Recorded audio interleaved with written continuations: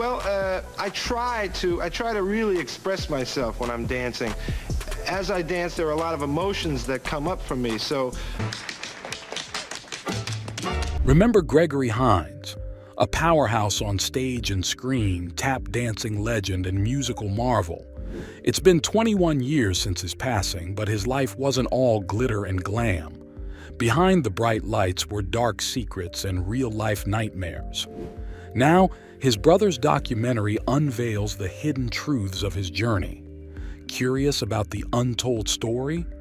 Let's dive into Gregory Hines' life and uncover the mysteries behind the fame. Early life. Gregory Hines was born on Valentine's Day in 1946 in New York City to Alma and Maurice Hines. His father, Maurice, was a talented dancer, musician, and actor. They lived in Sugar Hill, Harlem, a vibrant neighborhood. Gregory started tapping at just 2 years old and was dancing somewhat professionally by age 5. He and his older brother Maurice learned from dance teacher Henry Latang and rubbed shoulders with tap legends like Howard Sims and the Nicholas Brothers. Imagine young Gregory and Maurice performing alongside stars like Cab Calloway in Miami.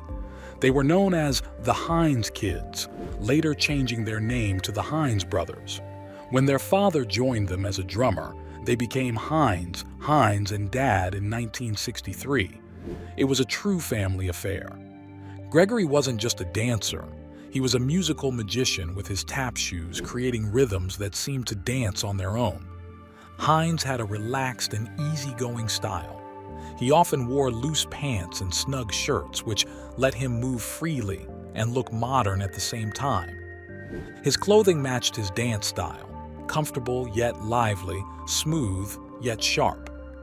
Gregory was a true innovator in tap dancing. He mixed traditional tap steps with new moves, creating a unique and exciting way of dancing. It was like he was painting with sound, each tap adding to a bigger picture. His feet moved quickly and skillfully, throwing taps around like confetti, making every step a burst of rhythm and creativity. Hines respected the roots of tap dancing, learning from the great dancers of the past, but he also pushed the limits and tried new things. His performances combined old and new styles, showing his deep understanding of tap dance and his vision for its future. Gregory's way of dancing to his own beat wasn't just a personal style. It reflected his belief in being yourself. He celebrated individuality and encouraged others to find their own rhythm. Hines Tap Mission. Gregory didn't just dance for himself. No, he had a mission: to make everyone love tap dancing as much as he did. He worked tirelessly to dedicate a whole day to celebrating those rhythmic click-clacks. People across the country joined in the fun. But that wasn't enough for Hines. He teamed up with fellow footwork pros for a big PBS show called Gregory Hines' Tap Dance in America. It was a smash hit, showcasing his fancy foot moves to eager audiences. Hines idolized Sammy Davis Jr., another tap legend. When Sammy fell ill, Hines stood by him. Even after Sammy passed away, Hines kept his memory alive. He recalled how Sammy passed him an invisible basketball, urging him to keep the rhythm going. And keep it going, he did. Hines didn't confine his talents to the stage alone. He brought them to Broadway. In The Girl in Pink Tights, alongside his brother, they wowed audiences and earned accolades for their performances. But Hines wasn't all about Broadway glitz. He was also a dedicated teacher, passing on his tap magic to a new generation of dancers like Savion Glover and Diane Walker. In an interview, Hines once said tap dancing was his everything. It was in his singing, his acting, and even his lovemaking. This guy danced like his life depended on it, and maybe it did. Turning point. Gregory's move to the big city changed everything for him. He reunited with his brother Maurice, and together they found work in a fancy show called The Last Minstrel Show, featuring tap dancing and drumming skills Gregory hadn't showcased in years. The audience loved it, and Gregory felt he was back where he belonged. His career took off from there, landing roles in big Broadway productions like Eubie and Sophisticated Ladies, earning prestigious awards and nominations. People couldn't get enough of his fancy footwork, and his reputation as a tap dancing master grew and grew. Hines was not only a talented dancer, but also an adventurous musician. In the early 1970s, he expanded his artistic horizons by performing with a rock band called Severance in Venice, Los Angeles. This venture into music showcased his versatility and willingness to explore different forms of expression. In 1975, Gregory took on the role of lead singer and drummer for Severance, adding a unique dynamic to the band with his rhythmic skills and charismatic stage presence. The band's performances in the vibrant Venice music scene allowed Hines to connect with audiences in a new way, blending his love for rhythm and movement with the raw energy of rock music. Gregory collaborated with Luther Vandross on the song "There's Nothing Better Than Love." Released in 1986, this duet became a significant hit, showcasing the harmonious blend of Hines's smooth vocal talent with Vandross's signature soulful style. The song was a part of Luther Vandross's album Give Me the Reason and climbed the charts, reaching #1 on the Billboard R&B singles chart. This collaboration highlighted Hines's versatility as an artist, seamlessly transitioning from dance to music. His performance with Vandross on this track remains one of the memorable highlights of his musical career, demonstrating his ability to hold his own alongside one of the greatest voices in R&B. In film, Gregory made his mark with roles in notable movies such as History of the World Part 1 and Wolfen, seizing opportunities when they arose. His breakthrough came in the mid-1980s with standout performances in The Cotton Club and White Nights, showcasing his dance prowess alongside luminaries like Mikhail Baryshnikov. He continued to diversify his roles from romantic comedies like Running Scared to acclaimed dramas like Waiting to Exhale. On television, Gregory had his own show in 1997, The Gregory Hines Show, which, despite its short run, was well received. He also made memorable appearances on Will and Grace and voiced a character in the animated series Little Bill, earning accolades for his versatility.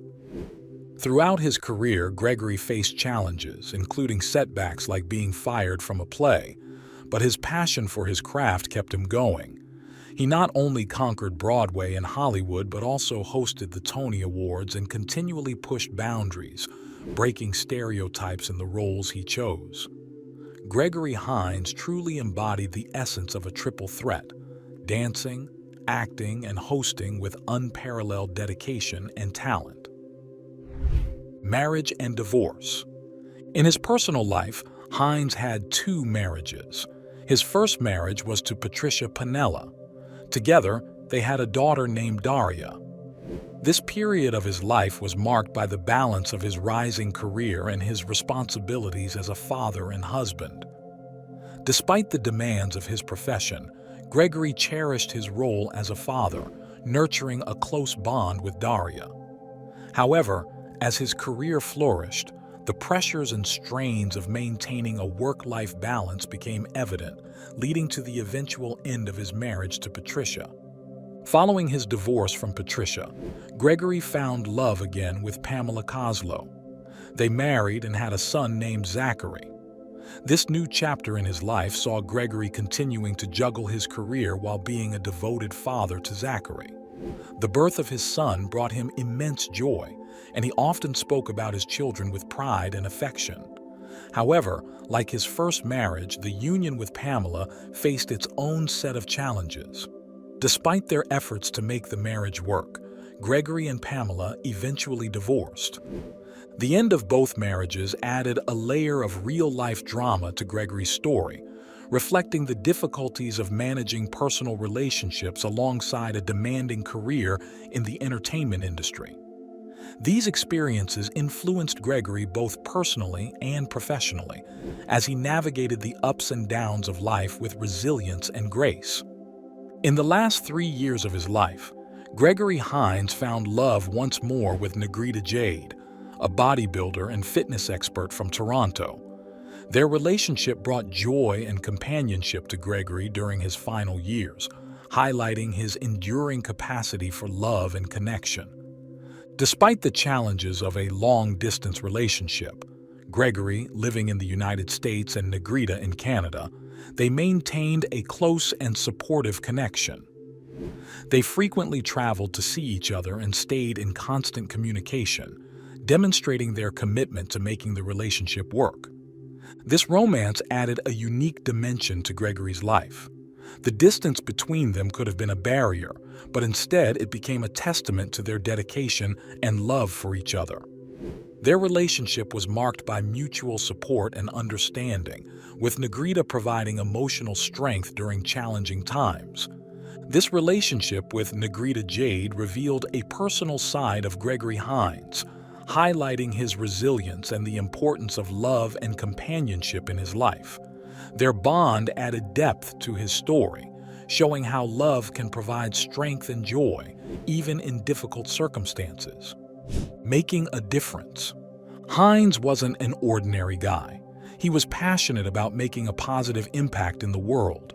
He was into activism, which means standing up for what's right and striving to improve things. Hines didn't just talk about his beliefs. He actively participated in causes he cared about. One of his major passions was advocating for the arts, believing that everyone should have the opportunity to express themselves creatively, regardless of their background. But Hines didn't stop at activism. He was also a generous philanthropist, which is a fancy word for helping others out. He didn't just sit twiddling his thumbs. He backed up his beliefs with action, supporting various causes such as improving access to education and healthcare. Hines understood that education not only opens doors to opportunities, but also empowers individuals to achieve their full potential.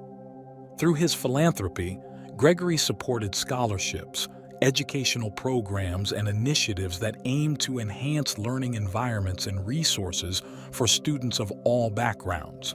Similarly, he supported healthcare initiatives that focused on providing essential medical services, improving healthcare infrastructure, and advocating for healthcare policies that promote equitable access to healthcare for all individuals and families. Death. But then, tragedy struck. Hines faced a tragic turn of events when he fell seriously ill with liver cancer, a battle he fought quietly for a year. Keeping the news close to his heart, he shared it only with a select few. His passing occurred suddenly on his way to the hospital from his home in Los Angeles. This heartbreaking moment was intensified by the timing. His television show, Little Bill, was concluding around the same time, almost as if his departure marked the end of a significant chapter in his life. Gregory's death deeply touched those who knew him and his fans worldwide. His private struggle with illness and the timing of his passing added a serious tone to his legacy, reminding everyone of his talent and the impact he had in entertainment and on many people's hearts. Despite the sadness, Hines left behind a loving circle of family and friends who cherished him deeply. He is survived by his fiancée Negrita Jade, his children Daria and Zachary, his stepdaughter Jessica, and even a grandson named Lucian. They all gathered to bid him farewell at a large funeral held at a beautiful church in Santa Monica, California. Finally, he was laid to rest in a cemetery in Oakville, Ontario, his final resting place. Hines' legacy. Hines made an indelible mark on the entertainment world that remains impossible to overlook. More than just a performer, he was a trailblazer. His performances on stage weren't mere dances. They were mesmerizing, enchanting audiences everywhere.